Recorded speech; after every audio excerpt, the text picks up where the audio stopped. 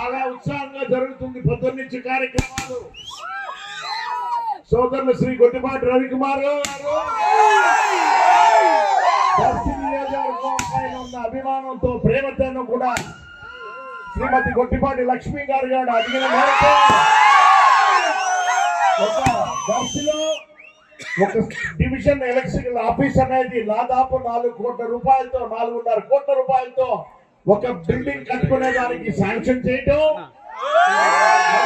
ఉల్లగల్లి గ్రామంలో కూడా 33/11 KVA station 4 కోట్ల రూపాయలతో కూడా చేసుకుంటూ ఒక పెద్ద కార్యక్రమం. మహానుభావుడు